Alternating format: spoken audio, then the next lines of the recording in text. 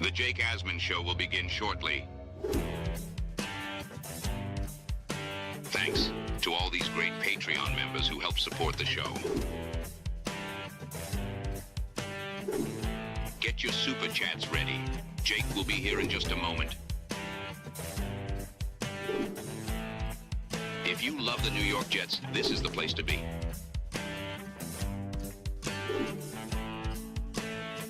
And now, the Jake Asman Show. Derek Carr to the New York Jets. ESPN Jets reporter Rich Cimini has the latest on that. Would that be a good idea for Darren Muji and Aaron Glenn? We'll talk to Frankie V from uStadium about that and much more. 1 week from the Combine, it's the Jake Asman Show on President's Day. Let's hit it and get it started. I let the organization down, and I let the players down, and that burns me. It really does. This season's on me, and we're going to work our ass off to get this shit exactly where it needs to be. A new chapter for the Jets has started. Aaron Glenn and Darren Muji are tasked with shaping the future of this franchise. Will they be the ones to finally get it right? We will be here for every step of the journey on the Jake Asman Show, breaking down all the storylines, every game, and everything in between. Please subscribe and hit the like button below. Super chats, baby. Cut the line. The Jake Asman Show starts right now. Here we go, Jet fans. Welcome in, everybody. We are presented by FanDuel Sportsbook. We are just 25 subscribers away from 44,000. So if you're new or you've been watching and you haven't subscribed yet, click that red button on the right-hand side and click the subscribe button. It goes a long way towards our show continuing to grow. And then just click the thumbs up button down below. That helps as well. A lot to talk about with the Jets before we bring on today's guest. Just an FYI, this will be the only live show here on President's Day because I got 4 hours of radio this afternoon on ESPN New York. Join me and Ty Butler. We're filling in for Don Hahn and Rosenberg from 3 to 7 Eastern time. You can watch it on YouTube. So look up the ESPN New York YouTube page, watch it there, or listen on 880 AM if you're in the tri-state area, or download the ESPN New York app, and you can listen live right there. With that said, let's say hello to our guy who joins us every Monday at this time, the founder of uStadium, the co-host of the Gangs All Here podcast. It's Frankie V, who's on the show once again. Hello, Frankie. How we feeling? Jake, feeling good, man. I wasn't too happy seeing snow outside today. I mean, how much snow are we going to get? Is it going to be cold forever, it feels like? I'm waiting for the sun to come out. That first 50-degree day is going to, feel like crack in the 80s, I'd imagine. Hell yeah, man. That wine and tequila is going to be flowing real hard when that. But I'm feeling good, man. I'm feeling good. I'm all, entrenched in this draft, talk and rankings and whatnot that I've been working on. So I'm ready to rock and roll, man. This is going to be a different kind of off season for us, I think. Whereas most past off seasons, we always win the off season. I feel like this one will be a little bit different. So, but yeah, we'll see what happens. We will see. Let's start with the latest on Derek Carr. This was from friend of the show, the great Rich Cimini on ESPN.com, giving us the latest on the Carr to the Jets speculation. Will Derek Carr be the Jets quarterback in 2026? There's a lot of buzz lately. Carr coming out recently and saying that he's interested in coming out of retirement for the right team. Carr, of course, retired last May from the Saints with a significant shoulder injury, and the Jets just this week hired Bill Musgrave to be their new quarterbacks coach. He was Carr's offensive coordinator a decade ago with the Raiders when Carr had a couple of his best seasons, and he has spoken highly in the past of Musgrave. So if you connect the dots, you can see it happening. The Jets, of course, are desperate for a quarterback, but this is no simple task. A couple of questions. What is the status of that shoulder injury? Also, how effective could Carr be? He didn't play football all of last season, and the Jets would have to trade for him because the Saints still have his contractual rights. Okay, so based on that, Frankie, are you buying the speculation of Carr being a real option for the New York Jets? I think so, Jake. I absolutely do. I know people are bringing up the fact that Derek Carr said, I want to basically go to a winning team or a team that's going to give me a chance to win. I don't even know what kind of opportunities Derek Carr is going to have. Let's be honest here. Who's really going to go out there and want Derek Carr to even compete for a starting job? He does have an injury that really nobody knows how he's going to recover from that. His throwing motion might never be the same again, which obviously will affect his ability to be a starter in this league. But assuming the injuries check out, Jake, I think there's a big possibility. If I had to, I tweeted it the other day, gun to my head, Derek Carr is a starter for the Jets next season. I know I'm going out on a little bit of a limb there because of some comments you see from the media where it's about winning and that's what he wants. Derek Carr, he wants to win. But I just think when all the stars align, and again, those years that Derek Carr had with Bill Musgrave, those were big years. I mean, he had back-to-back Pro Bowls. He was third in MVP voting.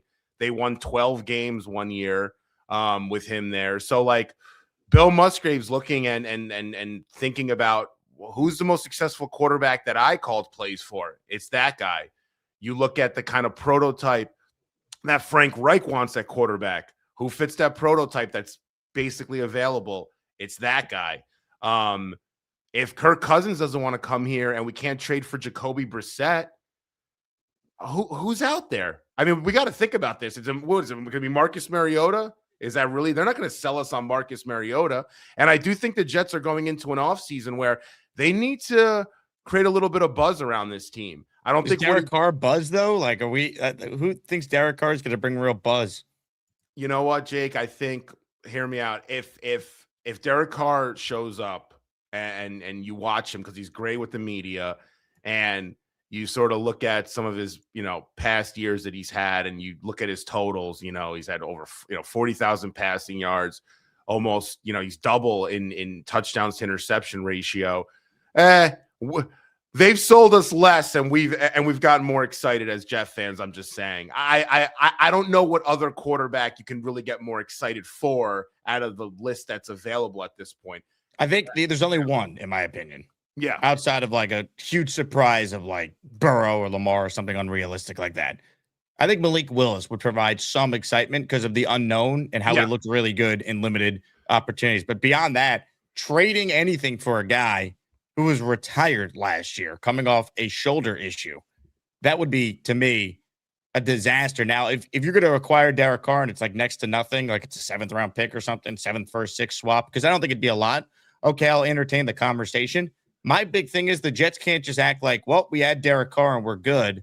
Like, if that's their plan, then Aaron Glenn's not going to be here for 2027 because Carr, he wasn't good the last time we saw him, and he's injury prone. So who's your backup at that point, right? And I mean, again, you're going to be looking at another year, as we've seen many throughout this playoff drought, of 2 to 3 quarterbacks that will start games for the Jets at some point in 2026.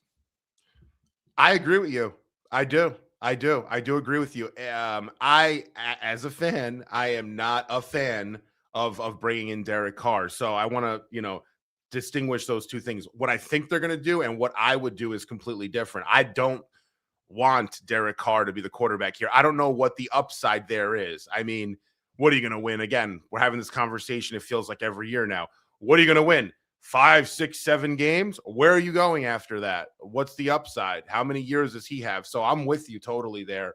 Now, there is a world there where Derek Carr raises that floor, stabilizes that quarterback room. If you bring in a rookie this year or next year, assuming he sticks around, he can learn some things from Derek. There is something there.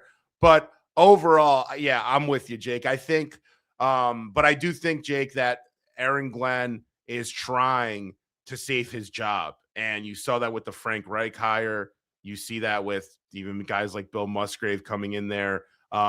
He's trying to just raise that floor so they're not an embarrassment, and he can win enough games that can sell us and the ownership group on maybe another year. He's like in a little bit of self-preservation mode, I want to say. And I think when all the stars align, you look at Derek Carr, his body of work. Again, remember, he did, and we spoke to Kaz about this on our podcast.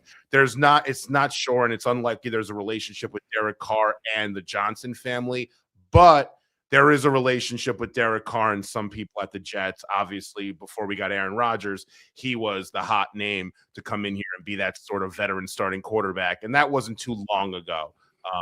That wasn't like it was 5 years ago. That was a few years ago. So there's something there. But gun to my head, he's going to be the starter because I don't think he's going to have many other options. And I think the Jets are going to look at him as being someone that kind of checks off all the boxes you're looking at in terms of quarterback prototype, relationships, raising the floor, someone you can maybe get excited about. But I'm with you. This team's got to go in another direction at quarterback. Derek Carr is definitely not the answer. Comments, questions, super chats, cut the line. Which quarterback should the Jets try and acquire this offseason? End of the show today. We got one great raffle prize since we're only doing one live show today because I'm hosting from 3 to 7 on ESPN New York. How about a signed Garrett Wilson authenticated photo? So if you want a G5 autograph for your Jet Man Cave, gift the membership. And I'll tell you what, only one live show. It's President's Day. Everything is double. So if you gift 1, you're in the raffle for 2. You gift 5, you're in for 10. Our weekly prizes this week, it's quarterback theme, baby. Joe Namath signed jersey, Ken O'Brien signed jersey, Vinny T signed jersey, and Chad Pennington signed helmet are the top prizes in our weekly raffle series. So good luck to everyone, and thanks for always supporting the show. Frankie, the number 7 on Derek Carr, this Photoshop, doesn't get you going, doesn't get you excited here? I'm getting a little excited. I won't lie. I like that number. Works so great for Justin Fields, obviously, or Tim Boyle. That's a good point. I like that number, though. It's a fresh number. I'll say this, man. You know, who the hell are we to turn down anyone that's been pretty good at quarterback? Look, he's better than Fields. There's no doubt. I'm just saying, like you don't realize how bad I mean, you do realize, obviously, but like we don't realize really how bad it's been. Like we're at the bottom of like the bottom. Like we're 32nd in quarterback play the last like 3 years. It's not like maybe Rodgers was the difference there, but yeah, if you look at all the numbers, we're stacked at the bottom there. So yeah, again, there's no great option out there, but I don't see the value in going after Derek Carr and no one else. If it's Carr and Mariota and you draft someone like the Giants, okay, I'll listen to that plan. To your point, beggars can't really be choosers. Like there's no great option out there. That's kind of what is depressing about where the Jets are at. You have all these resources, cap space, premium draft capital, and there's no obvious way to like get the guy long-term until you really project out 2027 and all likelihood. Yeah, Jake. I mean, the only other quarterback option I would like for us to entertain, and you'd have to trade for him, is Jacoby Brissett. I think you look at Jacoby Brissett. He's someone that I think would raise that floor, plays the position in a way that I think can get the offense moving a little bit, get some juice in that room. He'd help out Garrett a bunch. I think he'd also help out Mason Taylor. Look at the year that Trey McBride just had with Jacoby Brissett in Arizona, arguably one of the best tight end seasons ever Trey had. So I think if you want to get that room going a little bit and someone with a little bit of upside, sort of a Ryan Fitzpatrick situation that we had in 15 here, and you want to roll the dice a bit, I think Jacoby Brissett would make the most sense there. But again, it's not going to get anyone too excited. How about Marcus Mariota? Because Lejay Duzalo went on a whole rant on CBS Sports that he's the perfect guy for the Jets. I don't agree with that at all. I don't know why Marcus Mariota would be the perfect guy for the Jets. I mean, the guy's bounced around to, what is he on this 8th team? I don't know, man. It's just, Marcus Mariota is a good spot starter. He can come in and give you something for 3, 4, 5 games, and then all falls down. He also struggles to stay healthy. That's another big thing with Mariota. He hasn't really put together a full season since what? Since he was a rookie? I mean, like, you're talking like over 10 years ago there. It'd be over 10 years ago when he was drafted. So, listen, I like the idea of him coming here and competing in that room, but there's no way you could possibly think Marcus Mariota is someone that's going to start an entire season and give you a real chance to make the playoffs. I just, the last season he's put together was years upon years ago. He looked good in that one Sunday night football game against Denver that we all watched. But I mean, I don't know. If you sign Marcus Mariota, it doesn't cost you draft picks of any capacity as a free agent. If you had a room of Mariota, Derek Carr, let's say, and Garrett Nussmeier, is that the worst scenario? Because at least you see a real plan they're trying to put together there. Say that one more time. It was who else? It was Nussmeier. Let's say it's Carr, Nussmeier as the rookie with Mariota as the other veteran with Carr. Listen, I don't hate it at all. I don't. But where do we go from there? I mean, like, where does that put us next year? I don't see anyone on that in that quarterback room that I'd have to bring back in 27, assuming that's your room. I can see it. I can see us starting from scratch again the following offseason. That's the only problem, I think, with that situation. But in a 1-year window, I think it makes sense. I mean, it's not horrible considering the options. Or, Carr, pick another veteran. Maybe they bring back Tyrod, and it's like, hey, Tyrod, your job is like, you're going to work hand in hand with like Taylon Green or Klubnik or Cole Payton, or whoever their day 3 or maybe day 2 swing at the position is.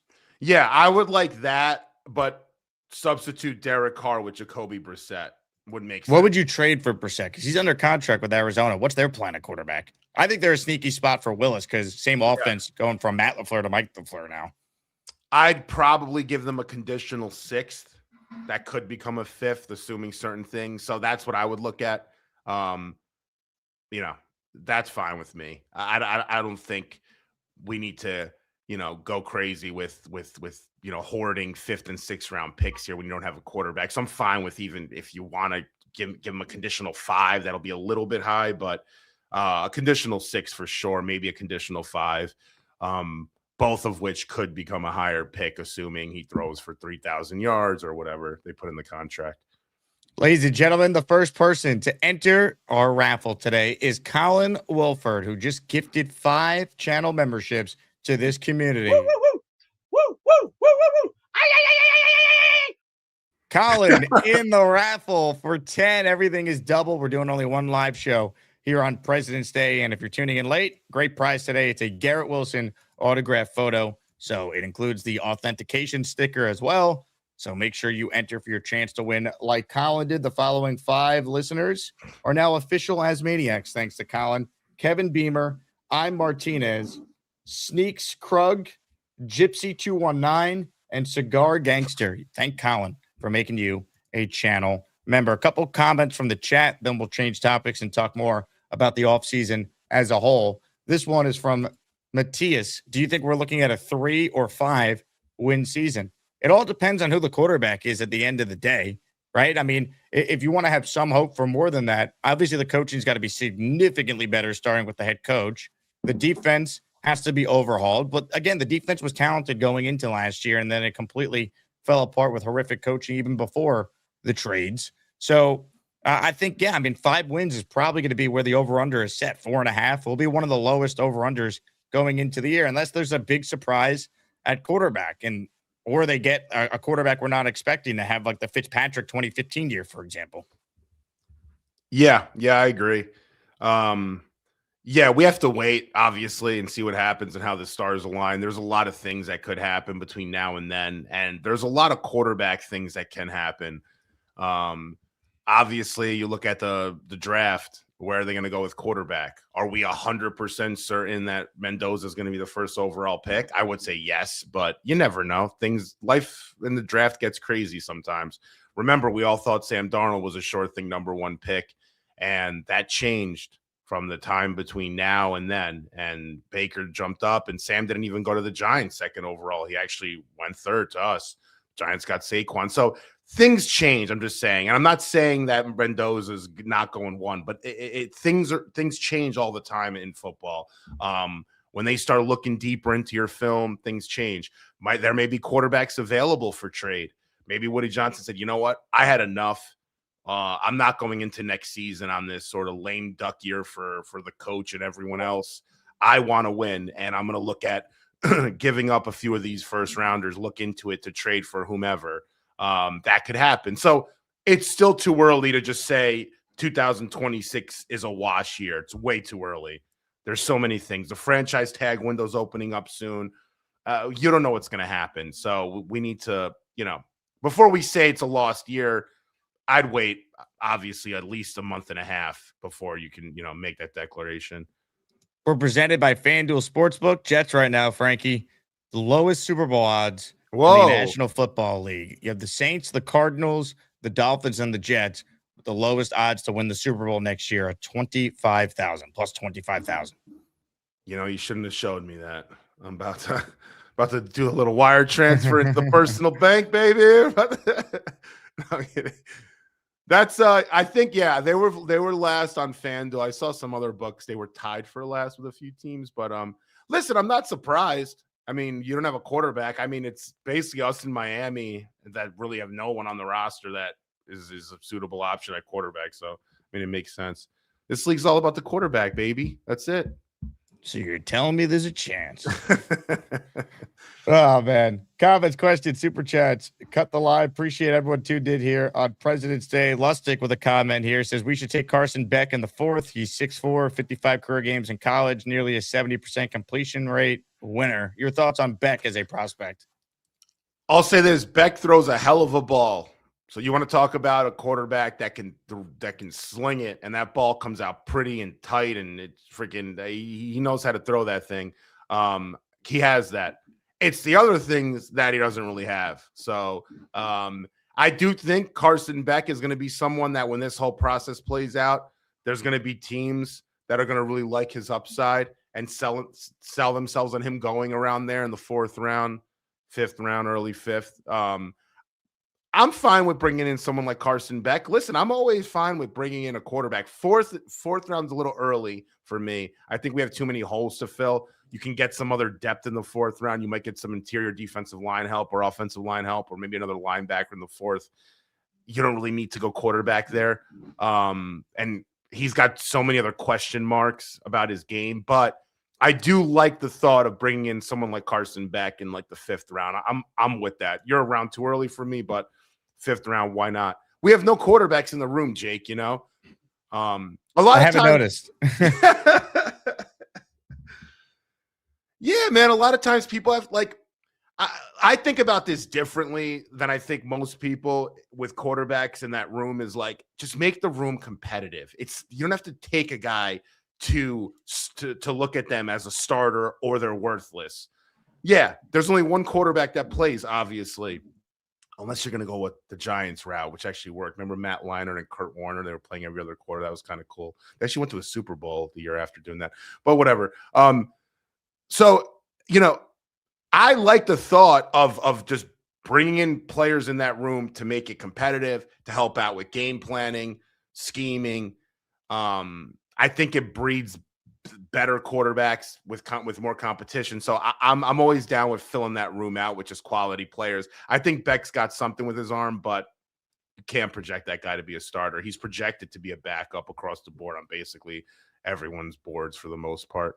Leon writes in, Anthony Richardson could probably be had for a 6th and 7th rounder. This actually intrigues me if they were going to have someone, of course, in front of Anthony Richardson, because if it doesn't cost you a lot, guy was a top 5 pick a couple of years ago. He's been hurt, hasn't played.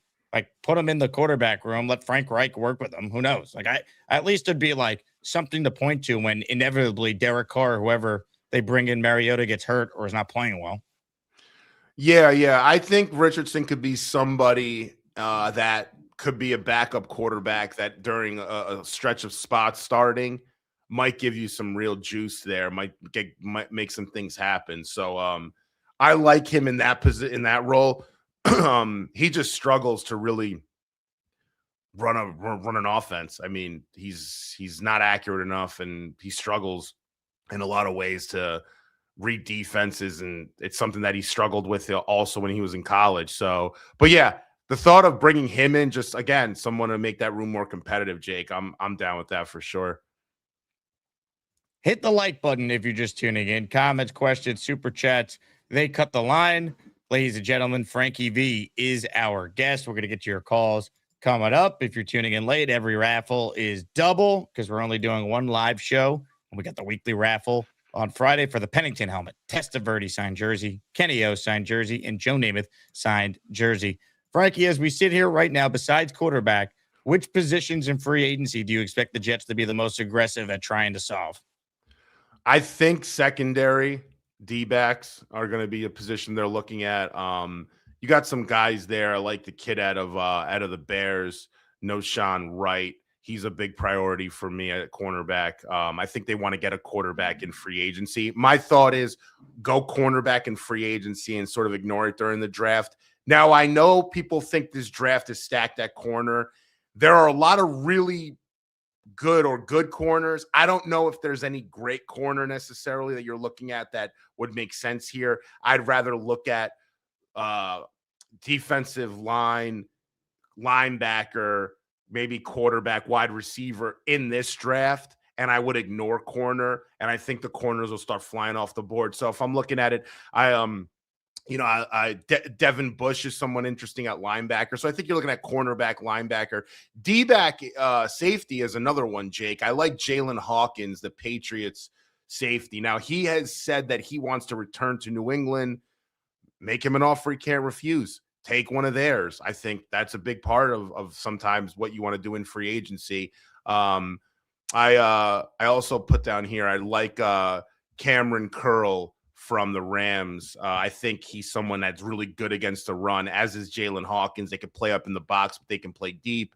Hawkins is a little bit better at getting his hands on the football, but Curl's better playing in the box and stopping the run a little bit. So I think, I would look at safety, corner in the draft, in free agency. And then I would, if you're looking at defensive line, you can also get depth there in free agency. And I think, listen, if you want to spend some money and splurge a little bit, I don't think it's a bad idea if the Jets want to make, this roster competitive. You look at two of the top 5 teams in spending last year, both made the Super Bowl in the Patriots and Seahawks. I mean, they both spent a ton of money last year. And the whole notion that if you spend too much in free agency, you're building it the wrong way. Yeah, that's kind of changing a little bit.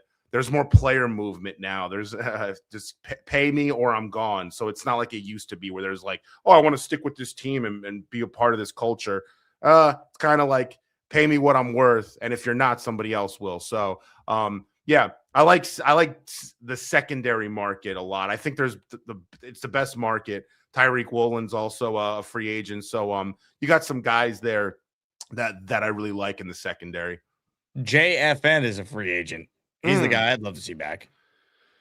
Yeah, man, I'll be honest. That was one I missed on big time. I was okay, I guess, with him when he left, but that proved to be wrong. Yeah, he's perfect for this 3-4 defense too. I mean, you talk about a guy that plays a 5 technique as a defensive end. JFM's ideal for that spot. So, if they want to bring him back, for sure, man. I'm right there with you. I think he'd be a great fit. They need someone with an attitude, a leader. Yeah. It all started to go downhill after that trade, as crazy as that sounds. It's just hard to believe. T-Town Jet has gifted a membership +2. He's in the raffle for the signed Garrett Wilson photo at the end of the show. Yeah, baby. Let's see who got the membership from T-Town. Listener Rob Demob is the recipient of the gifted membership. If you want it in the raffle, everything is double today. We're doing one live show here on President's Day. A couple other free agent names I want your take on. Everyone talks about Anzalone. You know who's also a free agent with Aaron Glenn ties? Demario Davis. I love Demario Davis. Should have never gotten rid of that guy. He's old, but he's a veteran. Yeah, maybe overpay and kind of let him be one of the leaders on the team at the end of his career here. Dude, I mean, listen, he's old, but you look at a guy like Bobby Wagner. They've been saying he's old for 5 years now, and he just continues to stack up, accolades in this league. So, listen, man, if you want to help out Jamie and Sherwood and get him some good advice in his ear. What if they take Reese at 2? If you want to help Reese kind of get acclimated to linebacker, and then also you're going to use him probably on the defensive line, getting some proven veterans that could help show him the ropes, I think would be really valuable. Yeah, and listen, I'll say this. Demario Davis, what is he, 37 years old? You might think he's old, but have you ever seen that guy and what kind of shape he's in? He had the most tackles I think he had in his career last year, I believe. He had like 143 tackles or something. That's the most he's had in his career. So, like, his last year was one of his better years. That guy, he's aging like fine wine, dude. Like, honestly, he'll be able to play for another couple years at least. So why not? especially if they draft like Jacob Rodriguez. Yeah. On day 2 or day 3, maybe, and he's learning from Davis. Dude, if we had Jacob Rodriguez and Demario Davis playing, and I like Jamie Sherwood, but he can sit the year out as far as I'm concerned. If you have those two guys playing linebacker, that's going to be fun. You're going to see a lot of wild plays on defense and a lot of scoop and score kind of stuff there, because those guys just they know how to sniff things out, man. Why not? Yeah. Why not? Now, this comment absolutely befuddles me. It confuses me. It just shows me that someone is not listening. Their hearing needs to be checked. Lou Jet says, Jake, stop being a spoiled brat. Every option is a problem for you. Here's an idea. You go clone a quarterback. Shit, man. I mean, did I not say verbatim earlier in the show that beggars can't be choosers? Like, there's not a great option out there. Again, I said that earlier in the show, Lou, so I don't know what you want. Carr would not be my preference. He would not be my first option, but I even gave a scenario where if it's Carr, another vet, and a rookie, at least there's a plan and I can live with it. I said that. Those were my exact quotes. And Lou, since you won't listen to me, listen to this. Now look what you've done.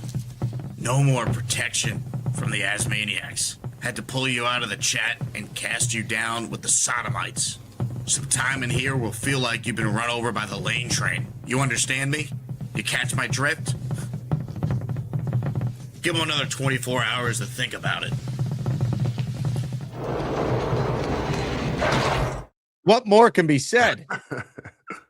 Can I ask you a question? When you put someone in the hole, are they actually banned from the chat for 24 hours? They're done for the remainder of the show. 24 hours, they're gone.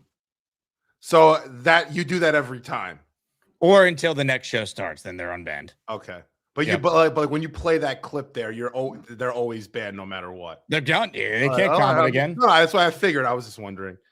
I was in the hole last week, so. Well, you actually became the first ever guest to do a show from the hole. Like, that was remarkable. We've never seen anything like it. What was I going to say? I'm glad you kept me on because I know how the rules go. So. Yeah, I mean, hold on. This is what it looked like. Let's give everyone a little feel. This was Frankie in the hole last week. It was unbelievable. Comments, questions, super chats. Somebody from uStadium's like, "Are you kidding me? Why'd they have you in that all show?" I'm like, "Dude, it's the rules, man. It's not my show. I'm just a guest, man." Rules are rules around here, man. Rules are rules. Let's get to some calls, shall we? Gusbuster hotlines open. Artie's first today. Hey, Artie. Hey, what's up, guys? How you doing today? Hey, what's up, Artie? What's up, brother? Hey, it seems to me there's a ton more defensive centerpiece type free agents than there are offensive centerpiece type free agents. I mean, everything is a wait and see who they get, what players or whatever before we can think about the draft. But it just seems to me there's a lot more.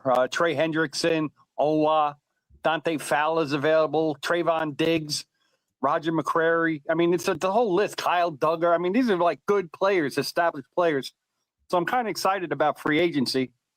I just wanted to see what you guys thought about maybe going, if we end up doing that and getting players going weapon early and then getting some fill-in pieces later in the draft. Yeah, there's a ton of guys around that 30-year, 32-year-old mark. Even the kid, who I really like, kind of touched on that a little bit, is the kid Al-Qadim Mohammed from Detroit. That kid as a rotational edge, I'm telling you, he comes in. Jermaine Johnson and Will McDonald better watch out because the way he gets to the quarterback, that kid knows how to get there. And, he's around 30 years old. The players you touched on, obviously, there's a ton there, man. If you want to fix your Jamel Dean's another one at D-back that I really like from Tampa. You can honestly, if you wanted to, if you spent, 70% of your budget on defensive players and just got guys like, Clavon Chason, Cameron Curl, you splurged a little bit, you're going to fix that defense for the most part. You'll have a little bit of issues up front. You'll still need to go defensive line in via the draft, but you can fix this secondary and this linebacker situation basically off free agency. You can. You're right. There's a ton of players on defense. I couldn't agree more. Artie, do you think you look like Brian Costello? I tell you what, I love that show though. Ryan and Frankie and Kaz do a great show on that New York Post show. I love watching that one too. I think they do great. I think it's a great show as well. I never realized how much you do look like Kaz. This is kind of crazy. Hey, well, let me ask you something. This scenario, the southern version of Kaz. There we go. Well, I'm from Long Island, living in Florida now, but you know, it is what it is. Yeah, I guess so. You are Kaz. This is. Holy you look like you're related to him a little bit. Hey. Artie, this is. This is just something, folks. Holy hell! Holy shit! I need a hoodie, a sweatshirt. I'd be all right. I got to text this to Kaz. That's hilarious. I'm reading a little bit of the comments, by the way. I usually don't all the time, but dude, I'm cracking up what people are saying. Hey, what do you guys think of this scenario, as crazy as it is? The Raiders don't take Mendoza. We're on the clock. Do we take Mendoza or do we get a fucking haul and don't take Mendoza? Because we will get a haul. Listen, they have 3 next year, and this regime needs to win, and they could sell hope if they took Fernando Mendoza. I think they would take Mendoza. Now, we could debate if that's the right move or not. I would love to see what the offers would be, but I think they would take Fernando Mendoza. 100%, man. You run that card up as fast as you freaking can. You get whoever at One Jets Drive has the fastest freaking 40 time, and you give them. But that kind of makes it so we're not taking one next year, though. Yeah, I mean, if we take Mendoza. But then you have 3 first-round picks to build your team next year. All right, I can see that. The thing with Mendoza, you know, I did a little bit of scouting on Mendoza, my scouting. I'm not like out there with the Jets. You didn't even go to the Senior Bowl despite being in Mobile. What was the point of me going there, you know?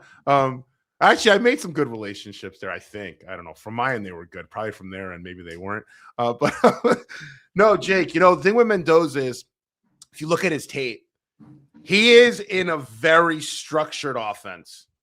Things are very predetermined. They run a sort of a rigid sort of system.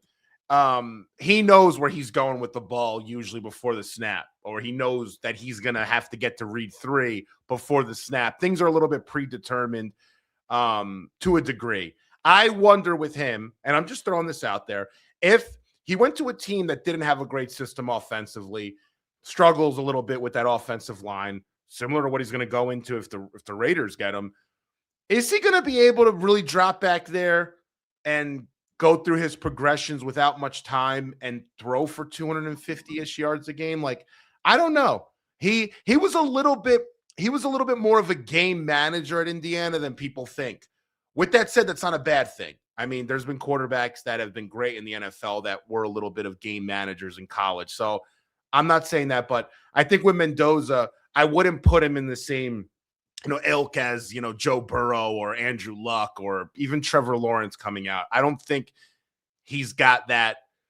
He's not that prototype right now. Now, Kirk Cignetti did say about Mendoza, the way we run our offense is a little bit more stringent and rigid. There's things we don't want him to do, but in practice, when we do let him do those things, that kid just slings it all over the yard, and a team will be really happy bringing him in and kind of letting him fly a little bit more. So, I mean, all these guys need to be coached. Again, Trevor Lawrence is a great example, because what was he until this year? We were saying he was more of a bust than a generational prospect. He was okay. Like, he was good enough to get a contract, but so all these guys need to be coached, and the Raiders are bad. So Mendoza might not be great right away, but they're playing the long game with that. Just like Drake May, when the Pats took him, were they ready to win? Like, you know what I mean? Like, if you have a chance to get the quarterback, you got to take the quarterback. That's just how it goes. Yep. Yeah. No, for sure. Yeah. Because you look at, like, you know, sometimes I go through the, you know, I'll go through, you know, game film and some game logs. I mean, Mendoza's, you know, he's not throwing for 300 yards. He didn't throw for 300 yards. He threw for 300 yards once, against Michigan State this past year. You compare that to some of the other guys like Jared Goff and Matt Ryans and Drake Mays. They're throwing for 300 yards every other game. Now, with that said, that's part of the game plan. I mean, they went undefeated. He did what they needed to do. But, you know, I think people that are, you know, consider Mendoza some can't miss quarterback, I wouldn't go that far at this point, but I would take him in a heartbeat if he's there, obviously. Big Islander fan says, what are the odds they get an interception in 2026? I mean, Man. it's got to be like 95% or even higher, right? I mean, can't go another year without an interception. It'd be statistically be impossible for them to go a full year without any, and they did that. I mean, whoever gets the first interception, I mean, it'll be like a trivia question forever. Like, which Jet broke the longest interceptionless streak in pro football history? Yeah. Who do you think it's going to be, Jake? Who's getting the first interception? Free agent signing Jaquan Brisker. I don't know. Let's hope it's AZ Thomas. That'd be nice. A great new forever Jet. Let's hope. I'm calling it. It's going to be a tip ball, and it's going to be one of the defensive linemen. Jawan Briggs.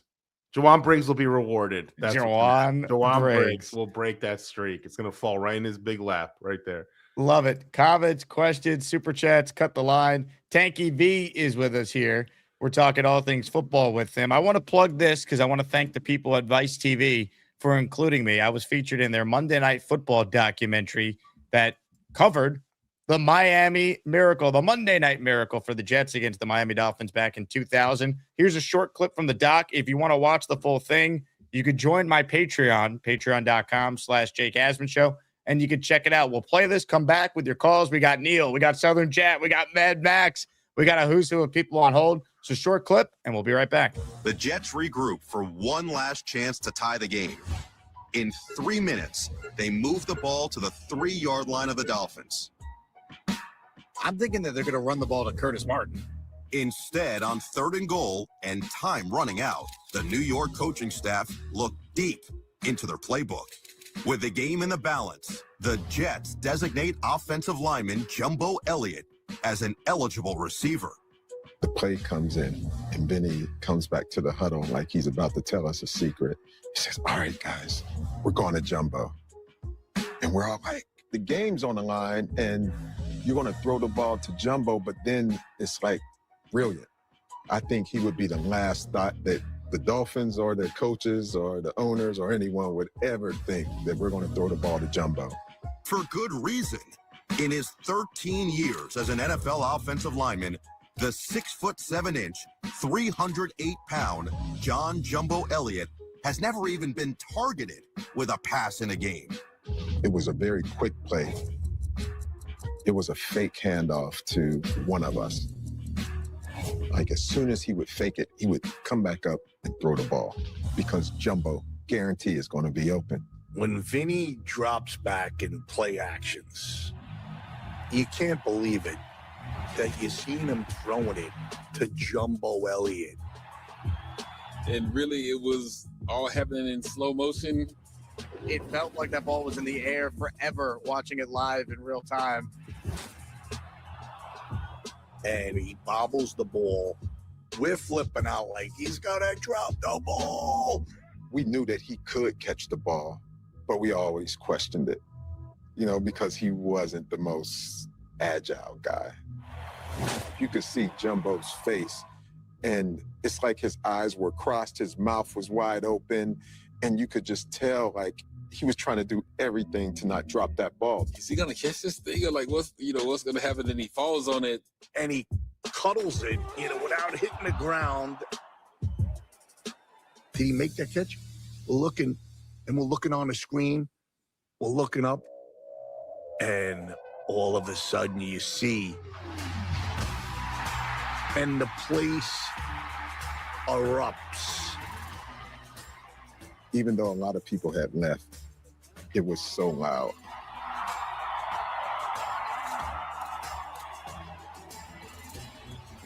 I mean, to this day, it's one of the more iconic moments in the history of the Jets. And really, it's one of the most iconic plays in the history of the NFL and Monday Night Football, with the entire nation watching, this historic comeback. Don't call it a comeback. Available on Vice TV. Check it out if you want to watch it ad-free. Full clip, man. On my Patreon. Oh, yeah. Gave me so many great drops. Frankie, just an enormous amount of Fireman Ed coming on the show over the next week or so. Get your heads out of your asses. I thought Ed was the MVP of the doc. The Jet fans getting a little crazy. Speaking of Jet fans, how about the GOAT in the house, one of the all-time greats, an OG, Dark Knight Steve. Regardless of who we get at QB, it's coaching, just coaching. Great hat, Jake. Thank you, Dark Knight Steve. Proud to rep Tunnels to Towers Foundation. uStadium does a great job working with them. That was the charity that they were promoting at their latest golf outing. But Dark Knight Steve, $50 super chat. Normally that will get you 10 entries. Today it's double because we're only doing one show. So 20 raffle tickets in the daily and the weekly for our guy, Dark Knight Steve. Hit it. It's Jets, Jets. I love Fireman Ed too. And look, he brings up the all-important point. It is coaching. Just coaching. Coaching. It's coaching. Because he can do it. It's just coaching. That's all it is. Do we feel better about the coaching following Aaron Glenn completely overhauling most of his coaching staff? Not even a little bit. Okay, I'm joking. A little bit. A little bit. I do. I listen. You know what? Experience is experience. I don't. Sometimes it's bad experience, but I've heard that before too. But I'm down with the experience card. I think what they're doing on offense will be something useful. That's the right word to use there. Well, think about it. If the coaching is better, how much better can the Jets be? Because we know they always practice well. We had a great week of practice. And that was with bad coaching. So now, like, the possibilities are endless. Yeah, man. I don't know what to expect this season. It'll be interesting. At least it'll be fun. I think. Until what? Until Halloween hits? When all well, we didn't even make it to Halloween this past year. No, we didn't. What did we make it to? End of September. Like the season was really cooked. Wasn't that like the day or something? The end of September, like when they lost to the Bucs and were 0-3. And then really it was encapsulated when they lost that Monday night game. I think it was the 29th, that Monday night game against Miami. Yeah. Yeah, I mean, the most important thing, and we said it last year too, I remember talking to you about it, you got to win week one. We almost won week one. I'm telling you, if the Jets would have won week one against Pittsburgh, and they should have won, I'm not saying the season would have been that much different, but it would have been a little different.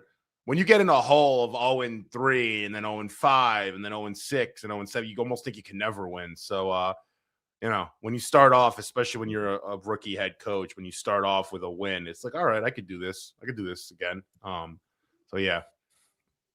Mike Duramo checking in. Mike is the man behind the Asmaniac Madness Trophy this year. Here's a little sneak peek, baby. We got it right here. It's coming together. The committee met yesterday, another meeting this week. If you're on the fence for Asmaniac Madness, you better call in. I tried to reach out to a couple people that the committee informed me weren't eligible. They hadn't called in once over the last 3 months. Selection Sunday is upon us. In fact, it could be this Sunday. I will confirm that with the committee on Tuesday. So be alert. Be ready. It's all happening. All right, let's get to some calls. Speaking of things that are happening, right now we bring on a man who always has many, many points to make. Get ready for Neil. He will make 13 points about the New York Jets and maybe hump a Patriots jersey. Get ready for Neil. He's probably smoking a big fat cigar and burning his house to the ground. That's Neil.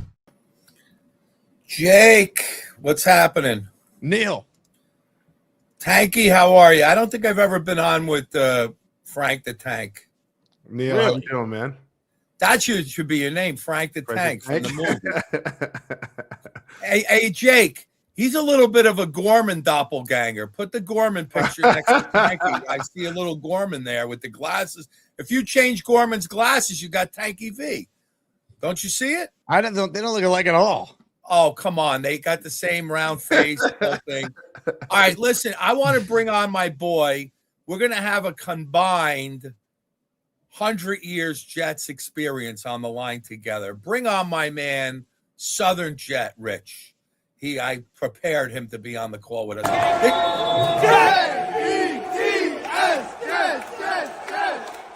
Neil making demands, but you know what? Why not? Now we have a Southern Jet with Neil. That is Tanky. That is right here. Rich Southern Jet used to watch film of the Buffalo Bills when he was 8 years old in the basement.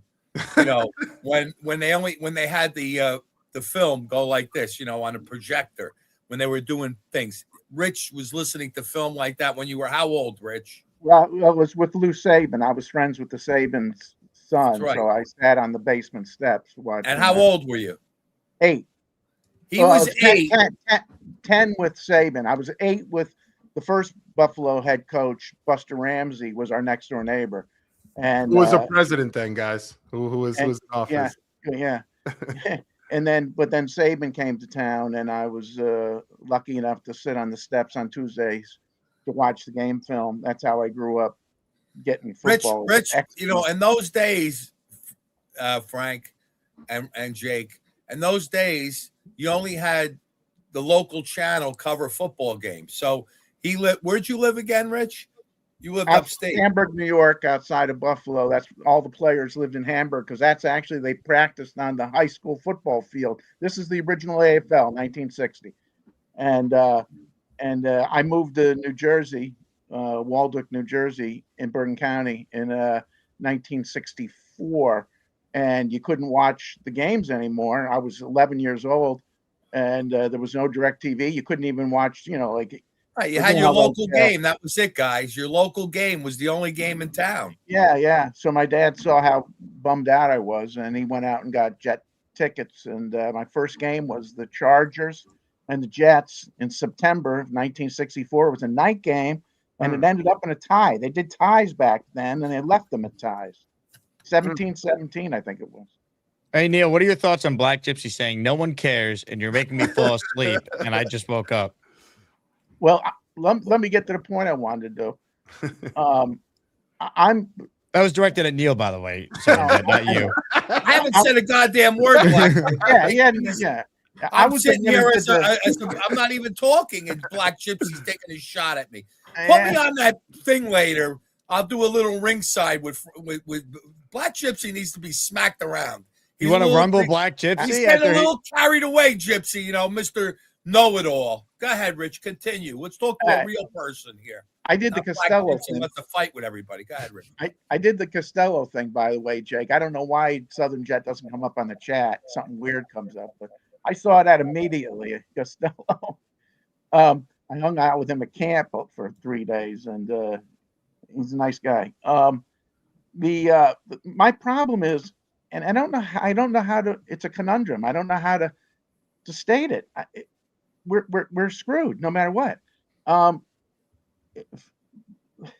We're gonna, you know, the guy. What's the guy? Irv, the new guy there's a money guy that we found out from Manesh or whatever. You know, he's sitting there to Woody going, you know, I ain't gonna pull your pud, buddy, but you know, we're screwed next year. And so, like, who, no matter, free agents are not going to want to come here. You're talking about Ira Axelrod. Well, they're going to have to overpay, Rich, but that's always how the Jets have had to do it in free agency. No, I know. I understand that, but that's true what I'm trying to get to. We're going to have to overpay, but we're going to have to overpay for the kids who didn't get the prom date they wanted with the other teams, the teams that are winning. And the Seattle and the New England thing that Frankie said, they both had good coaching staffs in place. They both had quarterbacks in place. That's why free agents went there. We don't, Now, so we get free agents. Do they match the system that we're going to have next year with a new coach and new coaching staff? No, because we know we're going to do that. I'm 99.99% sure we're going to have a new coaching staff next year. So I would go after Mariota because I don't want to pay anybody big. I don't want to trade anything because we're not going to be having that person next year. We all know that Glenn probably might be the dumbest X and O's in-game coach I've ever seen. Amen. Amen to that, Rich. Might be the nicest guy in the world, but he doesn't get it. And his defenses in Detroit sucked, except for the last year when Gibbs went crazy and had an MVP season, which they were up every game at halftime by 2 scores. So yeah, his defense looked good because the other team had to pass and he was able to blitz and force turnovers. Come on, this is X and O's bullshit. Why don't people see this? Well, I mean, here's the thing. He's going to be here, right? So I think what the Jets could do is try and find guys that are just good football players, and you worry about who the next coach is a year from now and trusted that coach could take talent and coach to the talent he has and not try and force a round peg in a square hole. That's all you could do. They got 4 picks in the top 44. You draft good players for the next guy if it's not going to be Glenn. But do we yeah, my point is maybe we should take guys that are good for multiple systems. They're not square pegs and round holes. I think we got to be careful about that. We don't want to pay a lot of money. And Breece Hall. Breece Hall's not going to sign with us. Why would he sign with us? You could tag him because he doesn't have a choice. You think we really would? Well, I mean, they didn't trade him, so logic would tell me if they can't work out a deal, they wouldn't just lose him for nothing. But who knows? After what I've heard, what that Manish said, I don't think they're going to tag a guy and pay him that much for one season that they know they're going to win 3 games tops. Yeah, but they're not thinking that way. Glenn is thinking, I'm going to win games and save my job. I'm going to win 9 games and be 9-8 and be here for year 3. We think they're not going to do that. Glenn thinks. Yeah, but Glenn and Muji are working in a tandem to try and win as many games as possible. They're not going to look at it like we're done. We're screwed no matter what we do. I think Glenn has lost his gravitas. I think Muji's calling the shots. I'll say this with Glenn. The one way he can recover a little bit, especially with that locker room, is if he comes out and calls some really good defensive schemes. Have you ever seen him do it? I mean, he did it in spurts. I didn't see it in Detroit. He did it in spurts. Frankie. Listen. Frankie.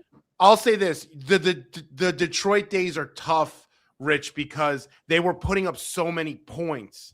When you have an offense that's putting up 30, 35 points a game, you can sort of play a little bit back and give up a bunch of yards late, and it kind of looks bad on the stat sheet for your defense at the end.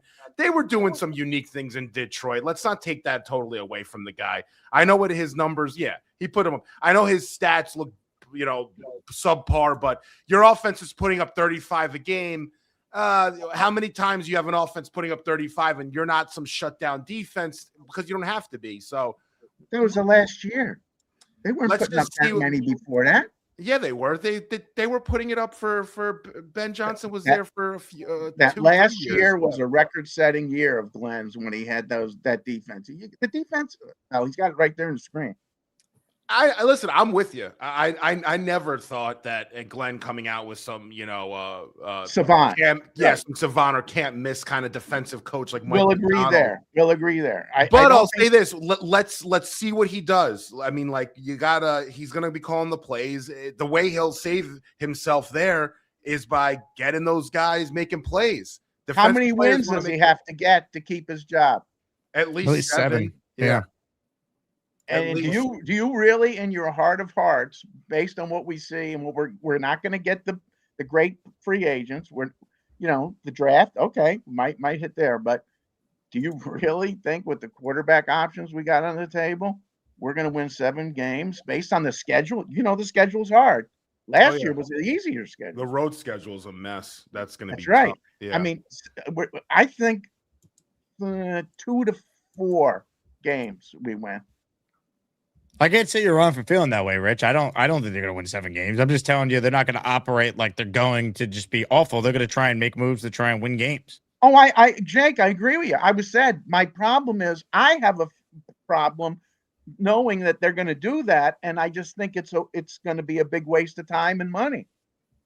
Well, hopefully the damage is not catastrophic where they're making, they're trading away 27 picks for players this year to try and help. You know what I mean? Like they obviously need to have some sort of checks and balance system in place where they're not mortgaging their future beyond this year when you don't believe in the head coach at the end of the day. That's why Mariota is a good choice because I hate Mariota. Rich, stop with Mariota, please. I can't stand that. No. What do you want, Neil? You don't have to give up anything. I told you, Jacoby Brissett, Derek Carr, even Kyler Murray. I don't want Kyler Murray anymore. Oh, but Jesus Christ. All right, easy. Okay? Not Kyler Murray. Jacoby. I mean, the guy's going to be in game of whatever you call it. What about Jacoby Brissett, Rich? Yeah, but you got to give some draft picks. No, give what? What kind of draft capital? Who cares? You got to give a 4th or 5th rounder. He's their We never starter get right anybody now. that starts past the 2nd round the last 15 years we draft. Neil, he's their You ain't starter wrong. right now. Neil's not wrong about that. Right? Well, when's the last time we had a 5th round? Do we have Puka Nacua on our The team? best 5th rounder we've had recently is everyone's favorite player, Jamie Sherwood. He was there you go. That's about it. Yeah. Come on. I didn't mind. I like Jake's idea of Derek Carr and Tyron Taylor. Look, Derek Carr and Taylor.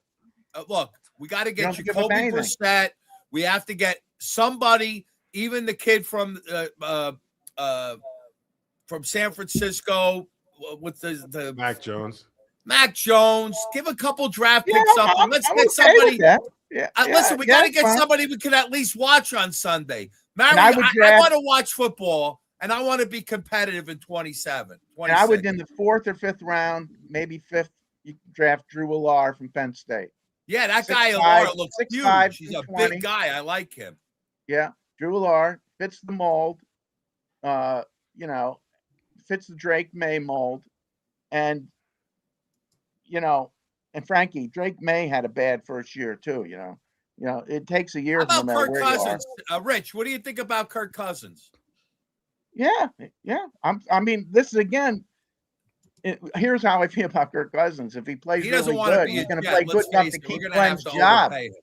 The He's thing gonna with play Kirk good enough Cousins is I can't see him finishing a full year. He's getting old, man. He's getting a little Well, yeah, brittle. Frankie, He's gonna that's get the hurt. If problem you bring in with, Kirk Cousins, he's not. I'm telling you, Yeah, he's not but starting Frankie, we 17 have to games. we have to do 2 veteran quarterbacks. Yeah, We probably. get Kirk Cousins and we get Flack Attack to back him up because Flack Attack, hey, you can laugh all you want about No, Flack. I never heard He's Flack getting Attack. the last That's why I'm goddamn laugh on us, Frankie. Who's ever called gotta him tell you Flack something. Attack? I've never heard. Is that actually a thing? I love that actually. I think it's Flaccid attack. Yeah. Yeah, but Rick, like at Jake least he can said, throw the football. everybody's going to get hurt. Everybody we're talking about is got injury issues. Yeah, Everybody. Mariota gets hurt. Kirk Yeah, Cousins so what? gets That's hurt. why you put a couple in. yeah. You get the That's guy right. Drew Aller, That's you right. get Flacco, and you get Kirk Cousins. Well, and what's you the got matter with pocket Tyrod? passers, What's the matter with and you see Tyrod? what Is the happens. second guy. Tyrod is a good guy for second.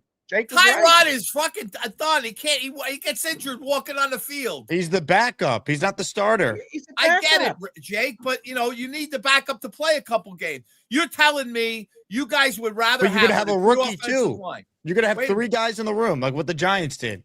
I get it, Jake, but if we're gonna have Kirk Cousins, who's a pocket passer, you complement him with Flacco, who's also a pocket passer.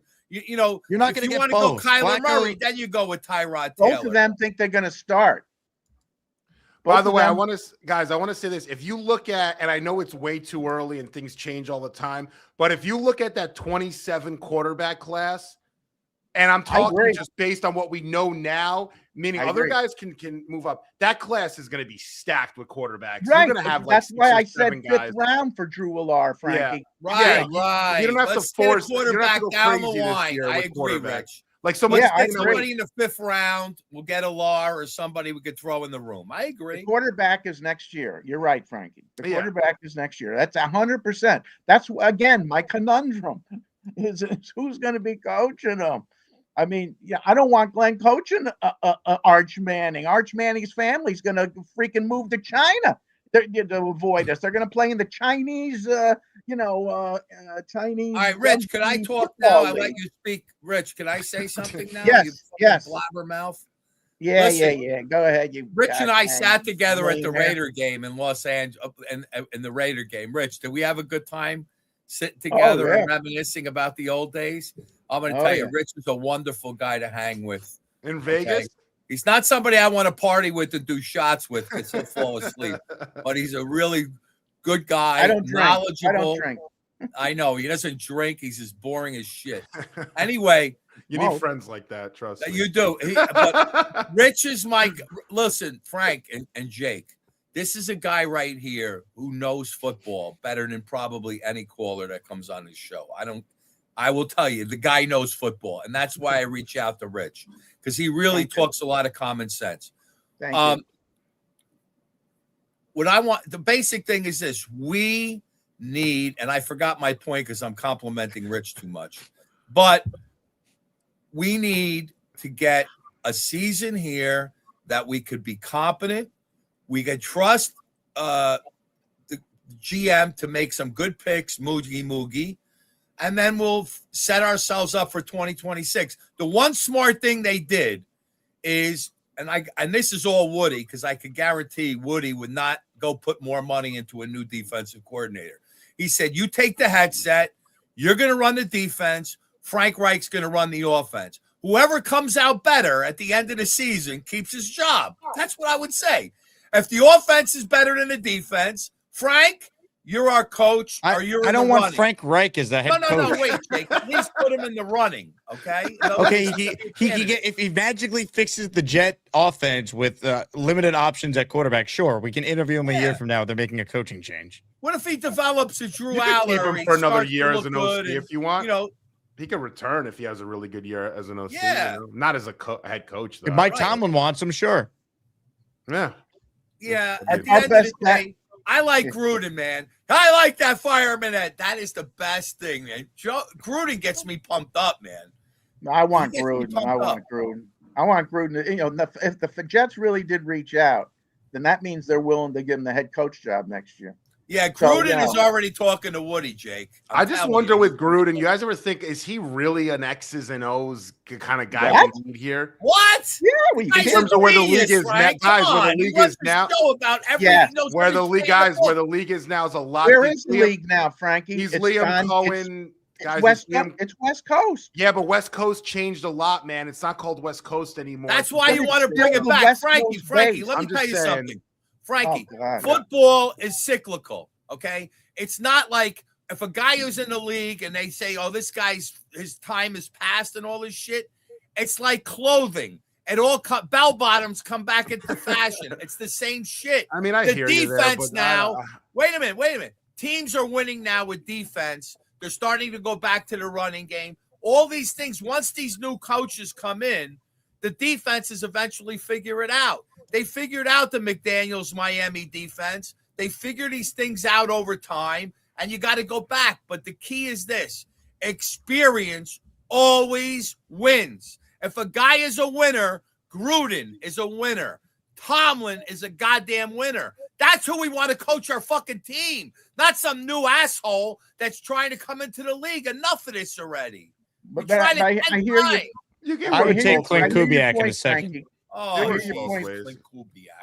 Point, they need an offensive coach.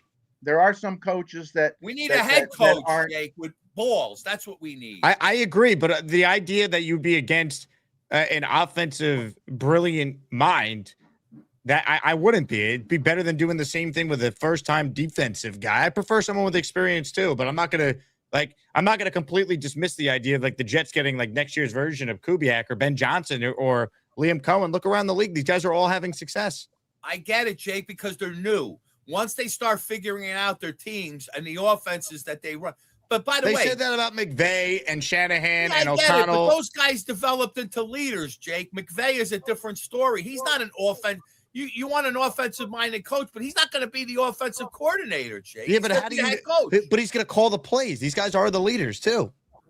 Yeah, but they're all going to hire OCs who are going to run the offense. No, but they call the plays. McVay calls right. plays. Shanahan, O'Connell, they are the play caller. McDonald, if you want to do the bright defensive guy, unlike Glenn in year one, he actually called defense and was innovative. And like people talking about how they haven't seen things to counteract the Shanahan tree before until this year. Like Jake, you're right. That's happening. Jake, you're right. But let me ask you this: if we go 2-3 wins next year.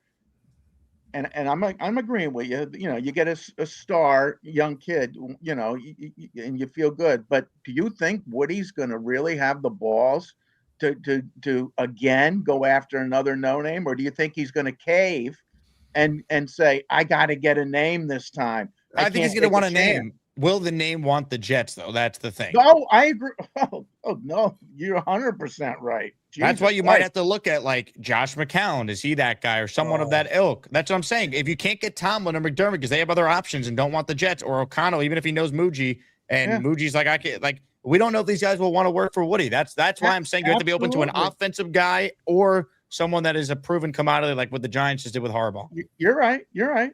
Jake, one thing I will say, okay, let's make the assumption that we're going to get 5 really good players on the roster between the draft and free agency that we didn't have last year. Is that a pretty starters? Starters, you mean, Neil? Yeah. Okay. So if we get 5 or 6 really good starters that we didn't have last year, Glenn has got, I mean, the defense, Jay, can't get any worse than it was last year. It's impossible. I could beat a DC and it could be better. So let's assume that we're going to go from 25 to 15 or 16 on the defensive side of the ball. The same That's thing a big with the jump, offense. Neil. 25 or to go from 25 to 15 is a major difference. I'm not so sure it's major, but it's, they were 31 or 32 in every category this year. They go from I get it, to Jake, 15. but we gave up. I mean, at the last 4 games of the season, we had they were 0-7 with Sauce and Quinning, allowing 30 a game then. It didn't matter. And we got a new playbook, Neil. You got to take that into account. That it takes like Parcells said, takes a year and a half to put a playbook in. So, the best we can probably go up to next year's 26. It depends also on how much they invest in that defense. They're going to have to invest a lot, though. Here's Neil, the point, like that. The point, guys, is this: if we're better on both sides of the ball, and we have 3 first-round picks, maybe we pick a quarterback that Reich develops a little bit and he looks good the last 4 or 5 games. A really good coach like Gruden or Tomlin might still want to come to the Jets. It's not going to be that. We're putting this dire thing out there that nobody wants to come to the Jets. I agree. A year from now, the job could look a lot more appealing. Yes. It depends on what the plan is at quarterback. Is there an obvious path to get one, or did they, to your point, did they do what the Saints did? They took someone in round 2 and Shuck, turned out to play well, and now they feel like they have their guy and there's optimism for them. Like, we don't know what it's going to look like exactly a year from now. If I had to guess, they don't have their long-term answer on the team. They're picking high in the draft, and you hope that's enough for someone in a much better quarterback class to see the roster as a whole, see the opportunity here with 3 ones and one of them going to a quarterback and feel like they have a shot. And then you're going to have another year.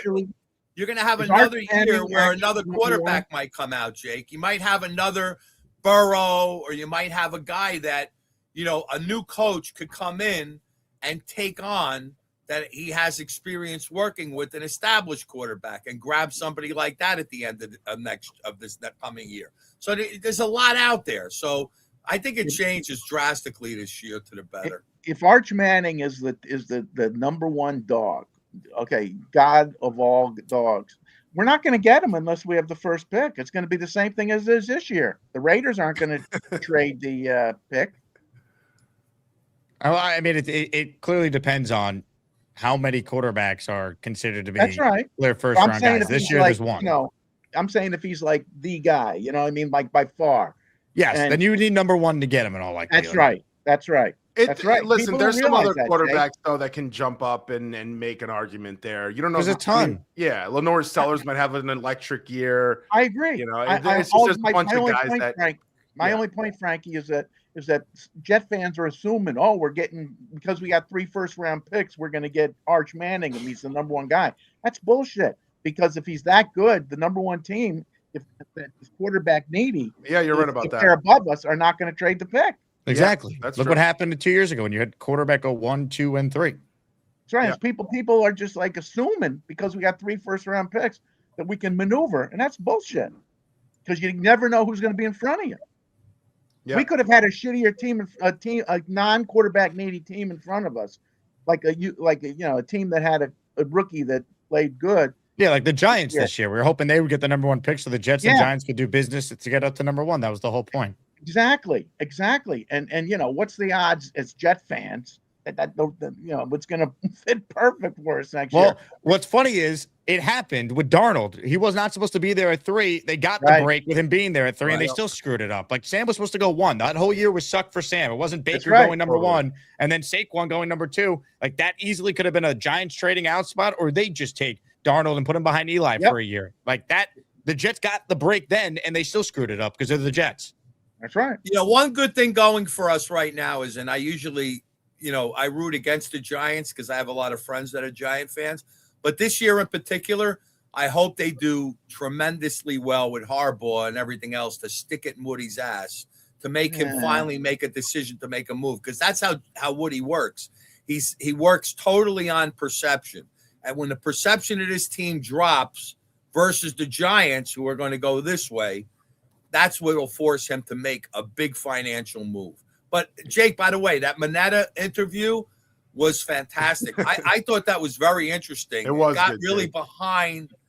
We got to see, and Rich made note of it, with the money, who the money guys are. Iraq's all around. Yeah, Yeah, that was the whole point of it. we didn't know all this shit, before. This guy Meta really opened up the sheets a little bit and saw what's under the covers here. There's a lot involved here. It's not just Woody, Hey, making Jake, the big calls. can I ask you a question that I'll allow you to say no comment to? Sure. Did Meta do the interview with you and Benigno saying don't ask about the cloned account? Oh, the burner account thing? Yeah. No, he didn't. I mean, I asked him if there's anything that is out there that's not true, That's what I thought you were alluding to. That's what I thought you were alluding Well, that to. and then the alleged whatever the story was about something about Joe Douglas's kid at a little league game or whatever the story was. Oh yeah, I forgot about that. I gave him a chance because he's talking about there were things out there that weren't true. So I just go, well, what are you referencing specifically? Here's your chance on the platform to push back on it, and he didn't do it. He just said that Douglas called him after he was fired and said it was out of my control. Basically, how the Jets seemingly went to the NFL to get his credentials revoked or whatever happened. I don't even remember. And last point, we'll let everybody move on. Black Gypsy, you're trying to push yourself up the ladder there on the March Madness coming up, okay? You want to try to go after the Big Four. Don't try to mock the big players from last year to make yourself look good. Don't make me look bad to make you look good. That's a political move, Black Gypsy. Don't do it. I endorse Neil. Burn you at the end. I Stop endorse it. Neil. And Mad Max, I see, wants to come on here and talk to me and Southern Jet. He's got to get out of diapers first before he can talk to us. Here we go. Let's go. What a call there, huh? Frankie, you survived it. How you feeling? I'm feeling good, man. Feeling good. I learned a lot there. Let me tell you. I'm an experienced fan at this point. Unbelievable. I can confidently say that. I'll let you run. I appreciate you hopping on, Mr. Tanky. I appreciate you guys. Thanks so much, man. Frankie V from uStadium. I'm staying on for the rest. We got a gifted membership from Marine Jet Vet in the raffle for one. The Jet fans getting a little crazy.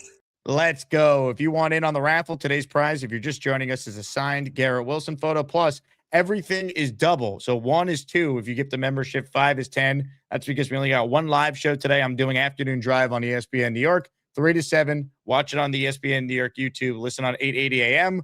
or the ESPN New York app. You can hear me and Ty Butler. So only one live show here on President's Day. Sean the Mailman says, happy President's Day, everybody. And in honor of America, hit it. I pledge allegiance to the flag of the United States of America and to the republic for which it stands, one nation, under God, indivisible, with liberty and justice for all. Thank you to Sean for being a channel member for 5 months. Yidis writes in, LOL, we shouldn't do anything because we suck. So bold, so brave. Amazing take. Yeah, again, that was my pushback to Rich. I understand his reservations, but they're not going to operate that way. That's why you just hope they don't do anything so dumb it impacts 2027, whether it be a bad contract or trading draft capital. But they're going to make moves to try and be a significantly better team. Otherwise, they're done. They know that.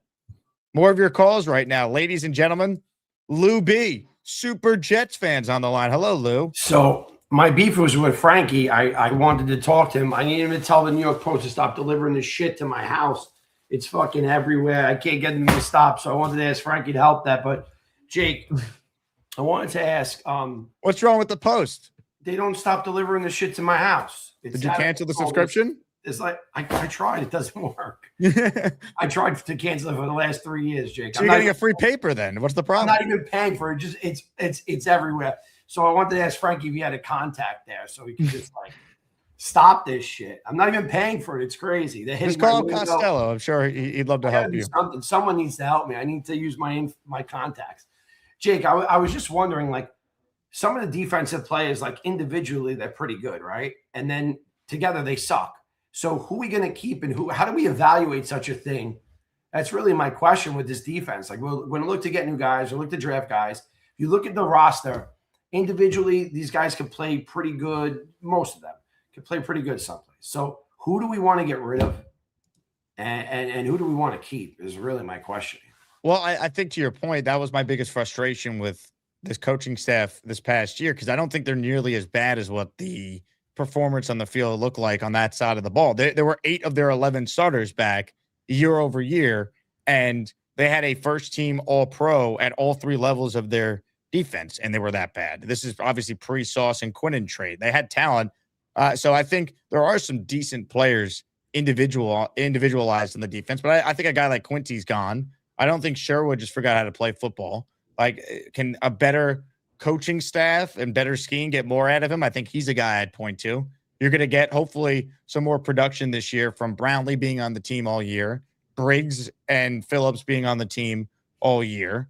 We'll see what their plan is with Jermaine and Will, but you're going to add probably, if I had to guess right now, a premium player on defense in the top 2 of the draft now to that unit. So, like, they should be able to hopefully drastically overhaul the talent, but there is some existing talent that needs to be coached better. I mean, Will McDonald is the best example of that.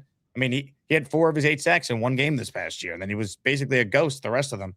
I mean, how many players do we really need, like, to draft on the D to change this defense? It's like, depends on free agency first, because I think you could spend money in free agency to try and fix your defense, a la what New England just did, for example, and then you could use the draft to kind of supplement your D, but more importantly, probably go BPA, right? It might line up where you go defense early, but maybe they could take a receiver then at 16, or maybe it's an offensive lineman, an interior guy with one of their second-round picks. There's a lot of options, but I think you start with free agency for the defense. By the way, Tyreek Hill was released for those who are curious. It just broke, so no one should be surprised. The Jet drama with that one, right? Would we take him? No, he won't go to the Jets. He likes to party, that guy. He goes back to Kansas City, is my guess. Oh, yeah. Well, listen, Jake, that's all I had to say. When I'm looking at this defense, like, individually, these guys are pretty good. And then you're like, do you want to keep this guy? And you're like, he's not that bad. Well, maybe Jermaine's better a year off the Achilles now. I just think the coaching needs to be a lot better. I'm hoping we trade him to Tennessee and get something. Jermaine? Yeah. You'd be selling so low on him, though. What are you going to get for him? But what is, I don't know. I just didn't think he played that good last year, just watching him from the side. He didn't. But nobody who played well on defense besides probably like Phillips and Briggs. And Phillips is like, we know his role. That's what I was saying. They sucked as a team, but individually they're pretty good. I just think maybe the Titans pay for him, and does he work in our scheme if we change this scheme, this 3-4 conversation? Does Jermaine? I think he could. All right, I hope so. We just got to get better. That's it. I'm excited for the draft, and we'll talk about that this week. Yeah, baby. Let's go. Big things coming. Lou B. Later, bro. One of the all-time greats. The Jet fans getting a little crazy. There's crazy, and then there's Lou B. Let me tell you. That man's nuts. Goes to every game somehow. I don't know how he does it. Sits in the rain. One of the greats. More of your outstanding calls right now on the show. Again, only one today. Raffle at the end for the signed Garrett Wilson photo. Everything is double, so get in if you want to be a part of it. A question has to be asked. Can you hear me? Jeffrey Epstein. Good job. What's up, Asmaniacs? How you guys doing today? So we have a couple. Is Neil still on the show? Is Neil on the show? Good job. Jake, is Neil still on the show? Because I would love to argue with Neil. He was saying, oh, with the diaper, I have diapers to talk to. Like, come on, I'll probably beat. This is what I'm gonna do to you all season, little bitches. What's up, Neil? How you doing today? Let's talk about the Jets. So I really agree with you on some points with Tomlin, but I think Gruden's not going to be a good option. I mean, when was the last time he was a good coach? Honestly, Neil, what's your thoughts on that? Well, how you doing, Max? I'm doing great, Neil. How you doing today? Good. How's school going? It's going good, Neil. Loving Rowan. Yeah. So how was the call with Jay Gazza? No. Max, I have a suggestion. You're in college, right? Yeah. What year are you in? I'm a sophomore. Sophomore? Yeah. My suggestion is worry more about who you're going to be sleeping with than the Jets, and you'll have a lot more time. Okay? Stop worrying about the Jets. Enjoy your 4 years of college. It was the best 4 years of my life. Okay? What school did you go to, Neil? I went to St. John's University. I I was a commuter at St. John's. I lived off campus. I was a Jersey guy with a school full of Brooklyn and Bronx guys that, were wise asses, and the women didn't like them, but they liked me because I was a nice, innocent Jersey boy. So I had a lot of action in college. It was a great time for me. So go get some action. Stop worrying about the stupid Jets and get your pecker wet and go have fun, will you? Sounds true. Yeah, that's true. But let's talk about what do you think of Aaron Glenn? I think he's terrible. Can you hear He's me? terrible, coach. He's He's horrible. terrible. Of course he's horrible, Max. We know that. I mean, we all know that, but there's still people defending Glenn. Midnight Mike show. He was like, "Oh, I was close to Aaron Glenn." Like, honestly, to the Midnight Mike people, I was actually on the show yesterday. I was like commenting on like, what does he do? What does he do well as a head coach? And then what do you want for what players do you want for the draft? I'm not a draft guy, Max. I really don't care. I don't care either. But Frankie V had the worst takes of all time. He's like, "Oh, we have to go both defense players." Shoot me if we go defense. Probably one of the worst takes I've ever seen. Probably one of the worst takes. Did you see that take? The best player available, Max. That's what we have to do. Whoever's the best player available when our number is picked, we have to go after that guy, whoever it is, offense or defense. We want talent for the next coach. That's what we want. That's true. I mean, we do have $3 billion, so we use with the $3 billion, we get all the ice bands. We got players that have muscles. Look at the players right now we have on this team. We're weak. They're not weak. No, but it's seriously, it's like we're weak mentally. Every time we're. Can you hear me? It's like it's so weak. It's pretty weak. Like mentally, we're not strong. Every time there's adversity, we just quit. We fold under pressure. Look how bad the Jets are, honestly. But Max ain't yapping about Jets. That boy, he's jamming. He's standing, freaking dancing, wall smashing. I'm Jake Asman. If Mad Max ain't ever stopped yapping, that boy, he still be dancing. Then call Jake Asman. He got an orange wall. That was an all-timer. Well done, Mad Max. What a performance by Neil. Excellent advice. One of our OGs with one of our younger callers. We love that. Can you hear me? Paying it forward for the youth. Grandpa Neil coming through there. Love that. All right, more of your calls here. We just saw this man briefly during a drop. Now, ladies and gentlemen, let's hear from him for the first time. He informed us before the show even began that it was shower time. A squeaky clean Beast Breaker joins us now. Pinche loco, way. Pinche loco. Beast, who's your favorite president on President's Day? Who else? The great Donald Trump. Come on now. Come on now. We're ready. We're getting really ready for this. They don't know what the they're doing. Do you understand that? That is correct. That is a hit in the head and a nail in the coffin. We're getting this close to draft picks. It's almost 7 to 8 weeks away. If these boys want to spend money, you do it the right way. $3 billion is going to be enough. We're going to take red tape. We're going to cut all the red tape out.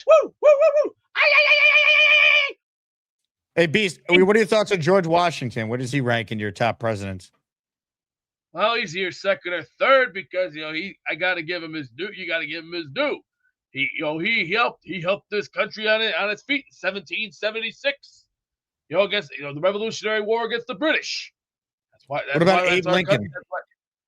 Hey, you got to give Abe Lincoln his due. He was another great American on the $5 bill. But I'm only gonna say one time. What about JFK? John F. Kennedy? Hey, it's not what your country could do for you. It's what you could do for your country.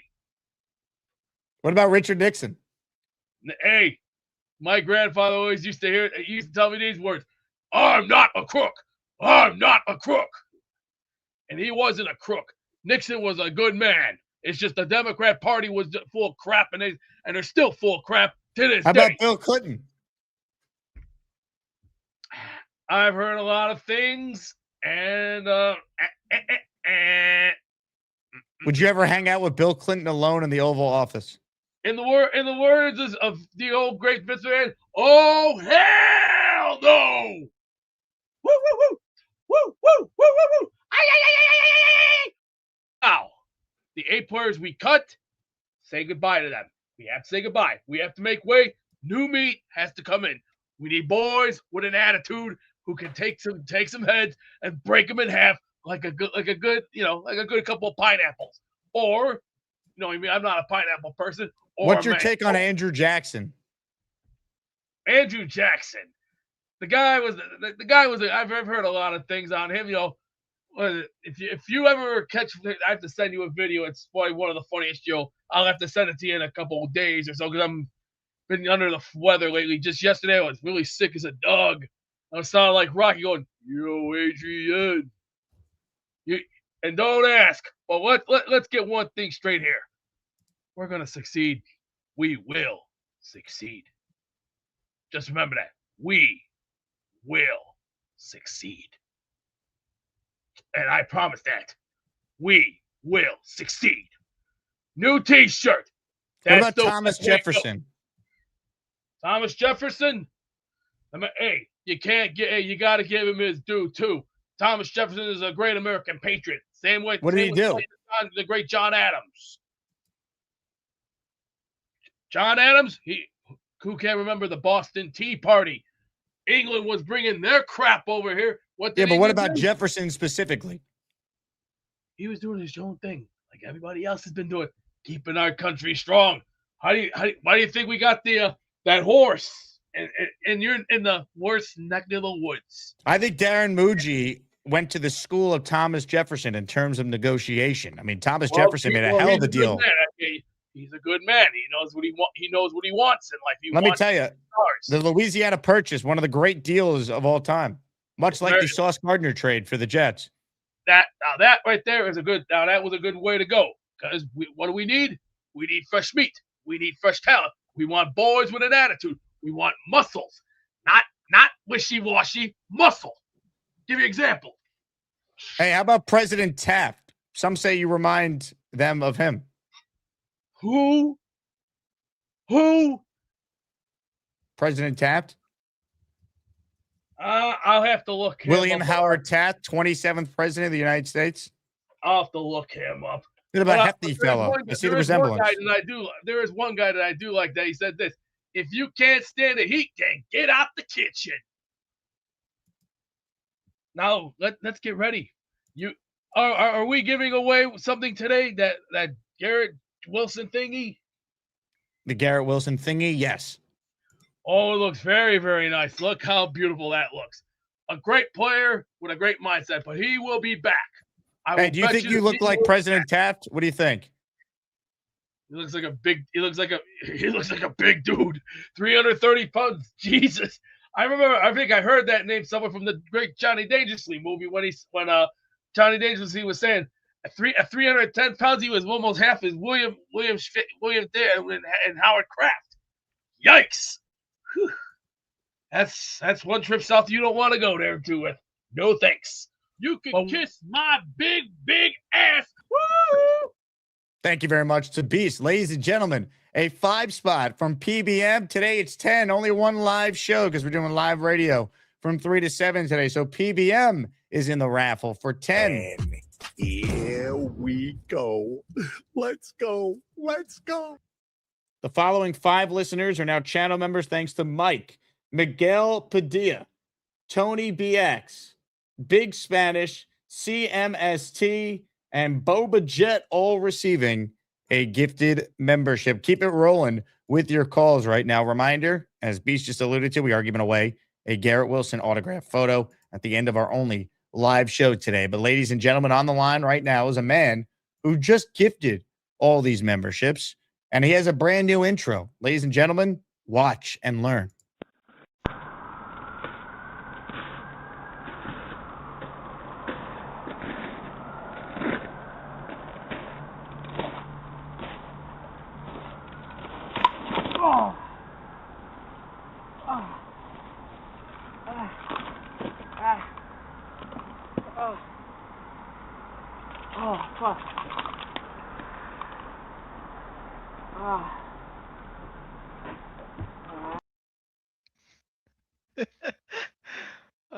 You know what's funny about that is I just noticed it.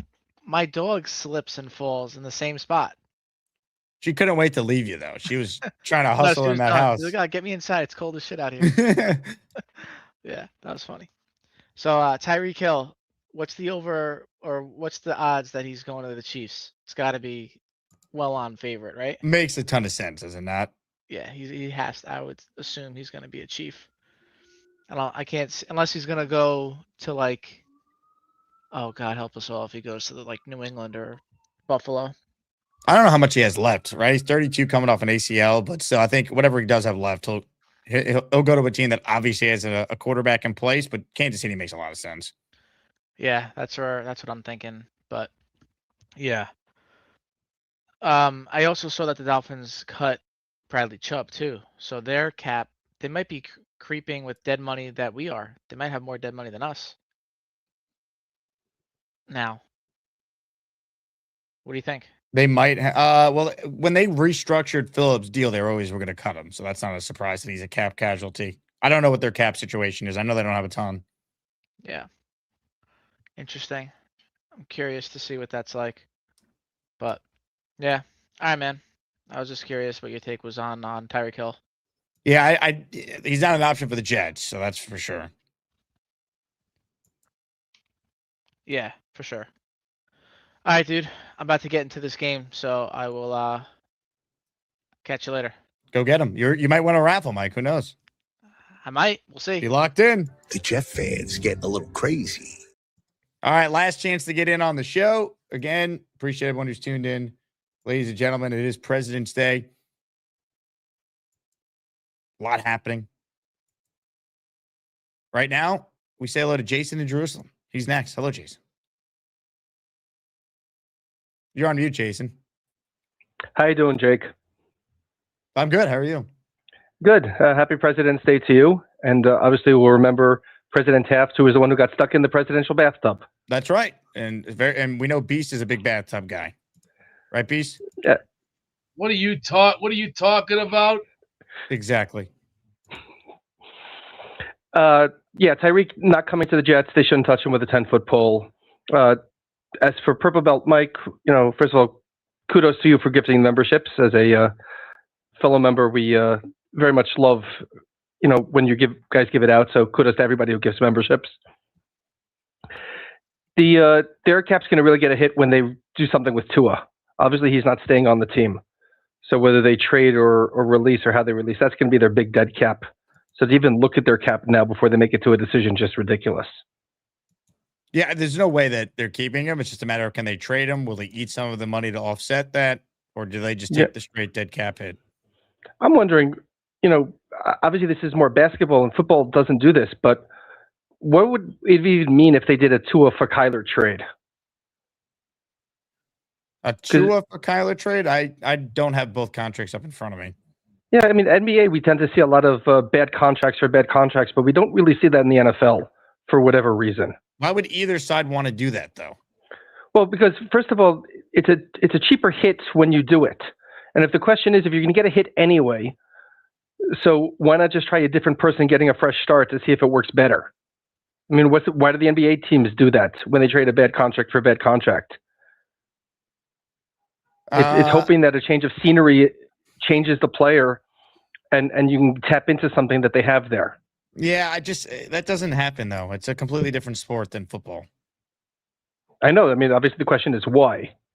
Why doesn't that? I mean, you have two new head coaches who are putting in brand new schemes in both Arizona and Miami. Because basketball is more just about talent, whereas football, it's talent and also scheme. And you can't just do NBA style trades, because the quarterback has got to fit what the game plan is the coach is going to implement. Whereas in basketball, it's just get the guy with the most talent. The teams that are usually the most talented typically win.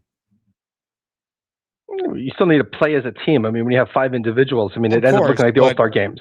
Yes, but it doesn't happen in football the same way it does basketball, because generally speaking, of course, you need to have chemistry, and coaching does matter in the NBA, but way more important in football to have the right coach with certain types of players, the right scheme that fits the players you have. Right, and obviously we don't have the right coach, but we've already resigned to that fact. As for the draft, I actually would prefer that they go defense here, almost like give a respectable defense and have the next coach come in and shape the offense to his liking. But one thing that, I mean, when you say best player available, I cannot stand it when you say we have a really good prospect, but he's a safety, and therefore safeties are not worthy of a number 2 pick, or things like that. Because in retrospect, if you knew Troy Polamalu was in the draft and you didn't take him, I mean, look at all the people who went before Polamalu or Ed Reed. I mean, the Jets took Brian Thomas over Ed Reed. Obviously, Brian Thomas they had a pretty good player with, but by no means was he Ed Reed.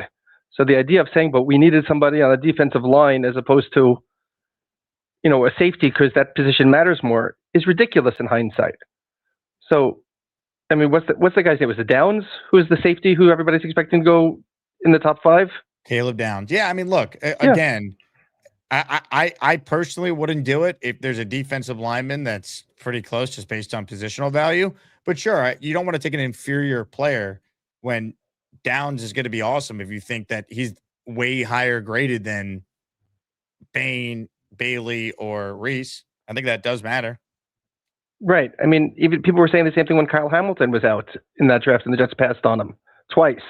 Now, obviously, you can't fault them for going with Sauce and Garrett there, but Hamilton is one of the top players in that draft now when you look at it. Yeah, I mean, look, he's a 2-time All-Pro. He's obviously a great player. Anyway, Jake, enjoy your President's Day and do whatever people do to celebrate President's Day. May you get many Benjamin Franklins today. I appreciate it. You got it, Jason. Beast, where does Ben Franklin rank in your list of presidents? He's in the top 5. Really? He's the only guy in the $100 bill. And some people were saying I look just like it with the hair. Only presidents are on the $100 bill, as we know. Hey, that's the only thing we have. 1s, 5s, 10s, 20s, 50s, and 100s. No $500 bills, no $1,000 bills. Maybe what about the $2 bill? That maybe, but I don't think that exists. You only can use one spot. Hey, how about Obama? What? You a Barack guy? Obama? He was at the All-Star game yesterday. I saw his work. His work, just like Biden. Yeah. You're not a Biden guy? Raw sewage. What about Jimmy Carter? The Peanut Man? He wasn't that smart. Not that smart. He wasn't that. How about Lyndon Johnson? Say that again? Lyndon Johnson? I'm not. He was okay, but I am a Ronald Reagan guy. I like Reagan. Reagan was not that bad. He knew. What about Gerald Ford? He wasn't not too smart. Not all Teddy that smart. Roosevelt? Knew what he was doing at times, but Eisenhower, he wasn't that great. My grandfather got out of the 53 war because they wanted him to go to Korea. He said, "No deal. I'm out of here." What about Truman? You a Truman guy? I like him. That's where I got my quote from. That if you can't stand the heat, get out the kitchen. So Ben Franklin, though, top president in your opinion. Just to recap. Hey, the guy is great. The guy is great. Now, are we ready? Not yet. Woo, woo, woo, woo, woo, woo, woo, woo. Thank you very much, Beast. Ben Franklin, noted president of the United States, of course. More of your calls right now. Jet Wagon's always cooking, which it takes. Jet Wagon's even cooking at the game. Jet Wagon hates McDonald's, but he's headed home to cook. It's time once again for Jet Wagon. Hey, Jake. Hello, Mr. Wagon. How was your weekend? Very good. I just heard the news about the Dolphins cutting bait with some of their players, especially Tyreek Hill. I wouldn't get him, but I would think James Daniels would be an upgrade than Simpson. You would think who's an upgrade over Simpson? The guard, James Daniels. I think he would probably be an upgrade over Simpson. James Daniels. So you're saying the Jets adding a guard to replace Simpson in free agency? Yeah. Yeah, I think what they do with AVT and Simpson's fascinating. If you believe some of the reporting, it sounds more likely than not that they're gonna let Simpson walk, and then would they bring in someone in free agency? Would they rely on the draft? They said they have Myers, Tippmann. I think they could still re-sign AVT. I like AVT. He just scares the hell out of me because he keeps getting injured.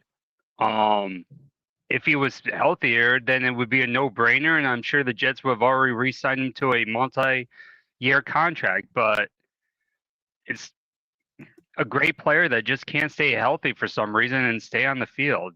So, and Simpson, yeah, he was a nice guy, nice player, but I mean, too many dumb penalties. I think he led, without looking it up, I think he led the team in 15-yard unsportsmanlike penalties this year. I think he's gone. He didn't have a great year, and the penalties were a real thing. They'll sign. I'd imagine they'd sign someone in free agency that could be a guard center type. They have Myers who could play both, and Tippmann could play both, and then that allows them to go into the draft with some flexibility where they don't need to take an interior alignment, but if BPA falls into their lap, then they could. What do you think about Chubb? I mean, I know that's a name that, was big when he was coming out, but what do you think about Bradley Chubb? What do I think about Bradley Chubb? I didn't watch him closely enough to offer like a truly strong opinion. I mean, you knew he was going to get cut when they restructured his contract a year ago. Let's just look at his numbers. He obviously got hurt and didn't play in 2024 coming off the ACL. He played every game this year. He finished with 8.5 sacks. I mean, the raw numbers don't look bad. He'll have a decent market. Yeah. I don't hate that. I don't hate adding him. No, I'm just thinking, They trying had to think Duker, outside who, the of box. course, yeah, I mean, Duker's the DC, right? I know Glenn is the play caller, but Duker could provide a scouting report. The other Slowick brother, not Bobby, but the other Slowick, I think it's Ryan, who the Jets hired to the defensive staff. He obviously was with Chubb as well, so there could be some familiarity there. Yeah. Well, trying to get some veterans in there, especially ahead of the draft, would really help. Not put as much pressure on, having to get the right pick. But I'm getting excited. I know, just counting down days until, the combine and then the draft. Well, the opening of the league year, then the draft. So, yeah, just counting down and waiting patiently. Chuck Wagon, one day at a time, all right? Yeah, one question. Did you have a good Valentine's Day? Did you have a good dinner? I did. It was magical. Wasn't as good as my cooking, I bet, but still good. I still want a home-cooked Chuck Wagon meal. Oh, maybe we'll make that happen. You're in Manhattan, right? I am. Well, maybe I'll bring some food down one day when I'm on vacation, drive on down, and I'll cook you something really nice. Chuck Wagon, I would love nothing more. Have a good one. You too, Chuck Wagon. The Jet fans getting a little crazy. Last chance to get in on the raffle.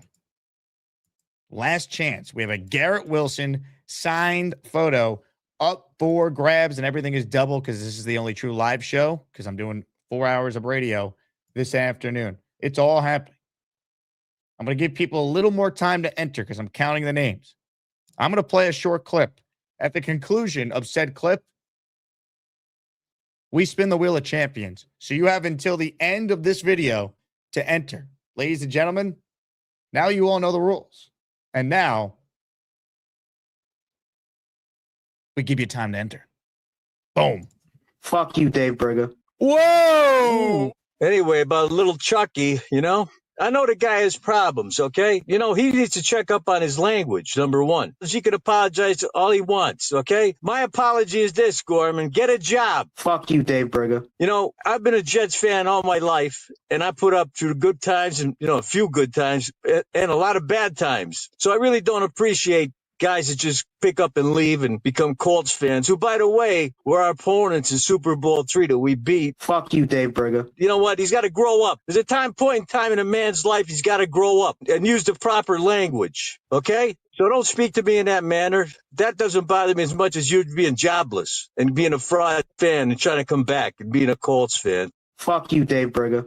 I could care less what Dave Briggett said. He's done nothing but say negative comments about me for months. He's been bitching, complaining about me not having a job. I mean, so I don't need this bullshit right now. Why did you block the big fella? That's between him and me. Hold on a second. When you got catfished live on the air in Asmaniac Madness, I know what he did. He spent $200 of that $800 that we gave you. Unblock him immediately. That's ridiculous. He had your back at your lowest moment in the show. But there's another part of him that I don't like. Oh, he left. He just left. You're a coward, Gorman. How dare you? Hello? People want me to pack my bags and leave. Well, I'm sorry.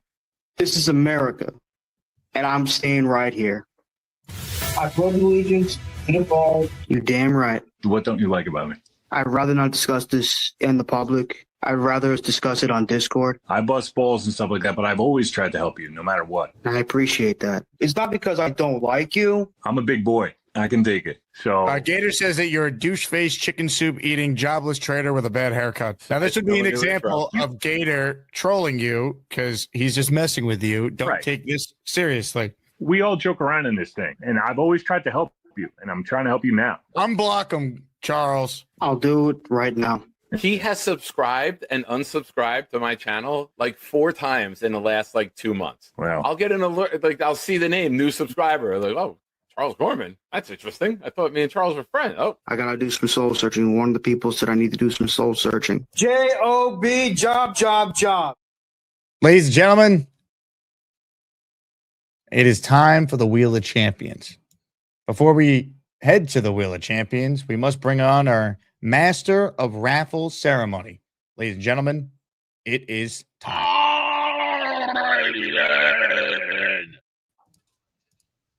What's up, America? Happy President's Day from here on in. The Macho Man Randy Savage is here to tell it like it is. So, in the interest of fairness, let's go right ahead and spin that 2026 Wheel of Champions. Don't you know what I'm saying? Ooh, yeah. It's time to announce the winners of the weekly Asmaniac Raffle. Let's spin the Jake Asman Show Wheel of Champions and find out which Asmaniac is winning an epic prize. Good luck to everyone who entered. Reminder when you enter, for the daily prize at the end of a show, you also, of course, are entered in the weekly raffles, which have 4 prizes this week. Quarterback themed on Friday, including a signed Joe Namath jersey as our top prize. Ladies and gentlemen, good luck to everyone. Thank you to everyone who's entered. And if you win, please email me. My email is in the description for every live show or video. It's asmanjake@gmail.com. And you can let me know your name and address so we know where to send your prize to. With that said, good luck to all, but only one can win this morning, which is now the afternoon as of 2 minutes ago. The winner is